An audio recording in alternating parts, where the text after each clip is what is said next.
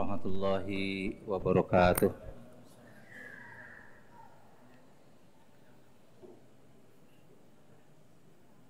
Alhamdulillahilladzi hadana li hadza wa ma kunna linahtadiya laula an hadanallah. Asyhadu an la ilaha illallah wahdahu la syarikalah wa asyhadu anna Muhammadan abduhu wa rasuluh. Asyhadu anna Muhammadan abduhu wa rasuluhu la nabiyya ba'dah. Allahumma salli wa sallim ala sayyidina Muhammadin wa ala alihi wa sahbihi wa mawalah. Amma ba'du, qala Allah ta'ala fi kitabihil karim wa huwa asdaqul qailin. A'udzubillahi minasyaitonir rajim.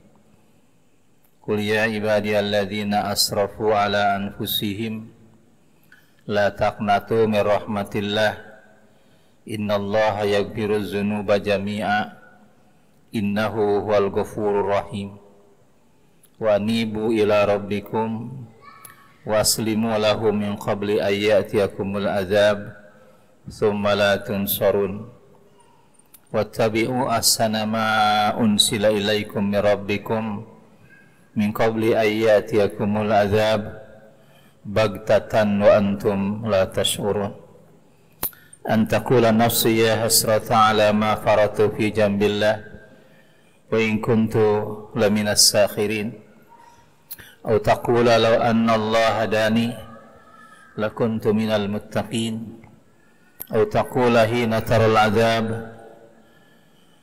law anna li karratan fa akuna minal muhsinin. Sadaqallahul azim. Jamaah rahimakumullah, dari mimbar ini beberapa hari yang lalu saya sampaikan menyeru untuk diri saya dan jamaah yang berbahagia, marilah kita memanfaatkan Ramadan ini yang sudah disediakan oleh Allah Subhanahu wa taala untuk agar kita mendapatkan maghfirah, ampunan Allah Subhanahu wa taala sebagaimana dijanjikan lewat Rasulullah sallallahu alaihi wasallam, man qama Ramadan imanan wa ihtisaban ghufira lahu ma taqaddama min dambi.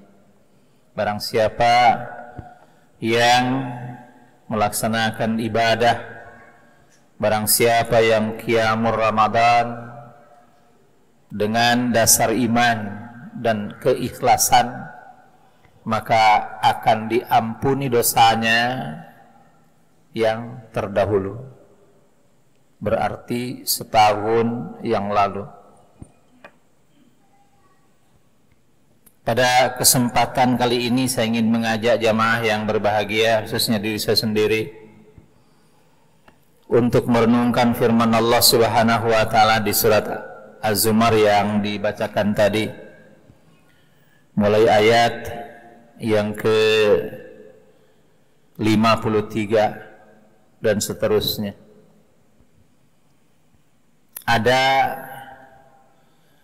3 ungkapan atau 3 model ungkapan dari orang-orang yang tidak mendapatkan ampunan Allah Subhanahu wa taala di akhirat kelak.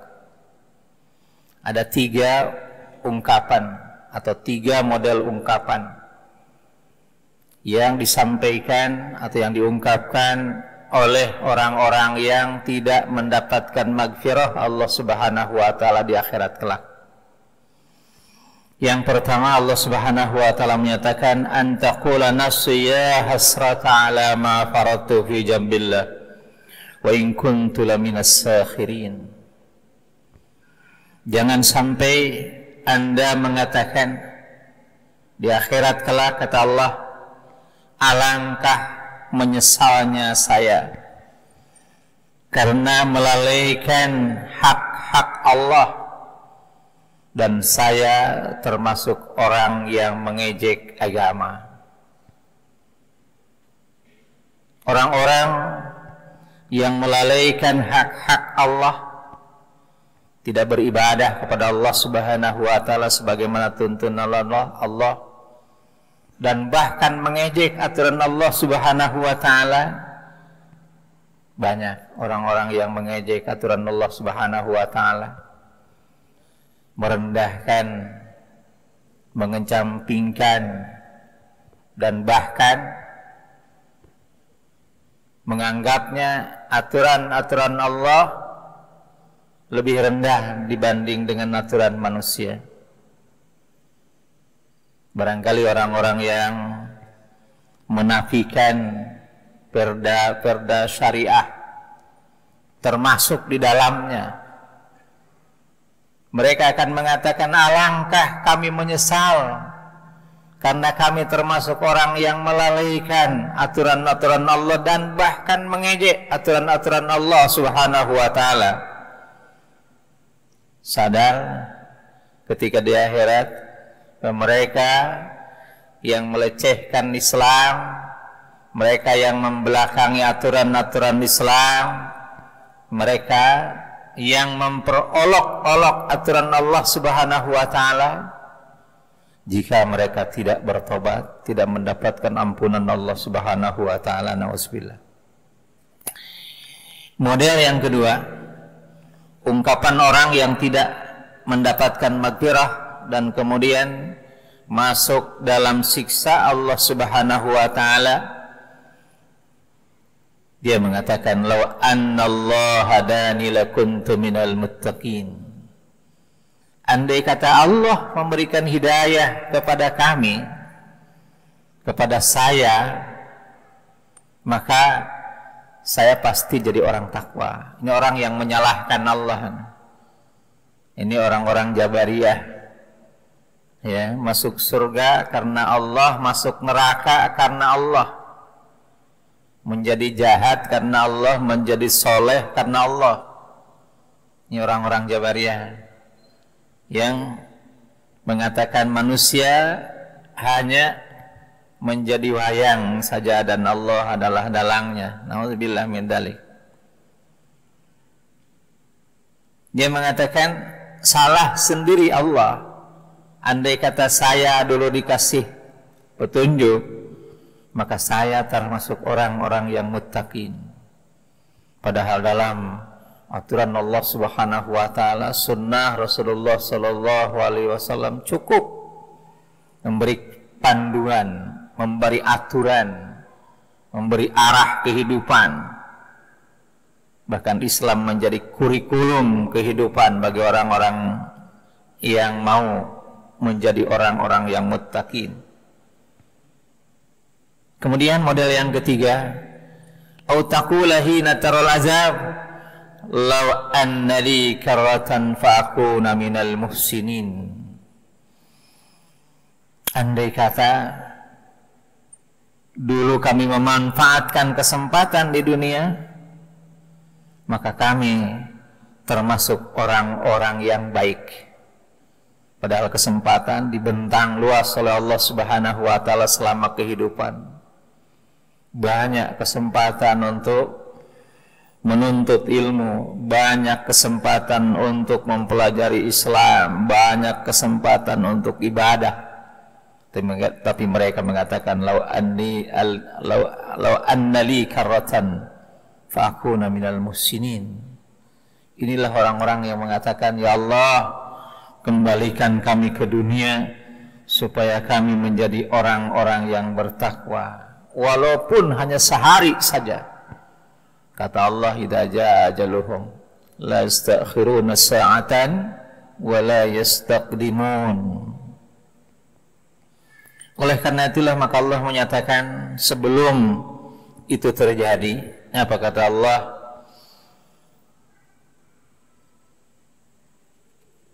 La taqnatu min rahmatillah, innallaha yaghfiru dzunuba jami'a.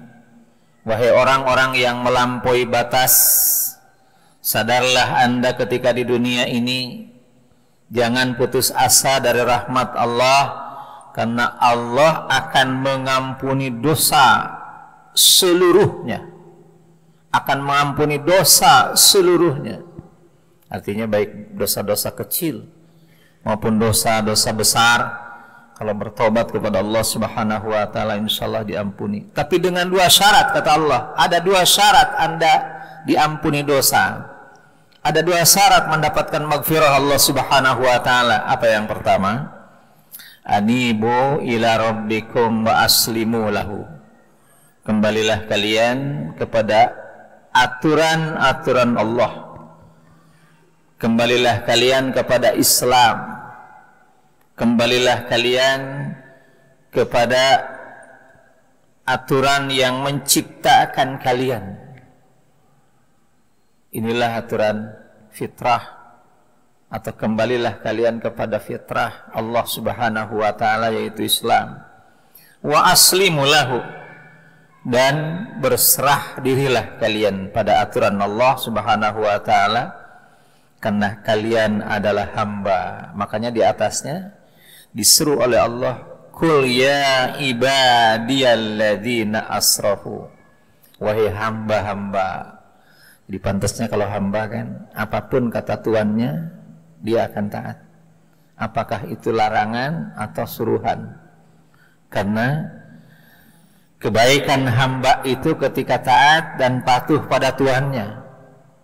Dan Tuhan kita adalah yang menciptakan kita, yang memberikan kenikmatan, yang memberikan berbagai macam rezeki, memberikan berbagai macam fasilitas di dalam kehidupan ini.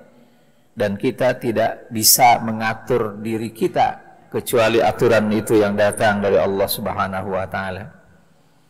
Makanya tidak ada pernyataan lain bagi orang-orang yang bertobat kecuali mengatakan sami'na wa ata'na. Kami dengar dan kami taat. Kemudian yang kedua, Allah menyatakan wattabi'u ahsana ma unsila ilaikum mir rabbikum, dan ikutilah apa yang terbaik yang diturunkan dari Tuhan kalian kepada kalian. Artinya yang terbaik yang diturunkan oleh Allah Subhanahu wa taala dalam kitab Allah dan panutan Rasulullah Subhanahu wa taala, yang terbaik, yang terlengkap adalah aturan Islam yang diturunkan kepada junjungan kita Nabi besar Muhammad sallallahu alaihi wasallam. Ikuti itu. Di dua hal itu yang sampaikan oleh Allah. Kalau Anda tidak mau menjadi orang yang menyesal di akhirat, maka yang pertama adalah kembalilah ke dalam ajaran Islam, tunduk patuh sami'na wa ata'na dengan aturan itu, dan ikuti yang terbaik dari apa yang diturunkan. Yang terbaik. Kenapa yang terbaik? Karena Allah Subhanahu wa taala memberikan balasan itu adalah sesuatu yang terbaik bagi kita. Bagaimana mungkin tidak dikatakan terbaik? Membaca satu huruf Quran saja dibalas 10 kebaikan.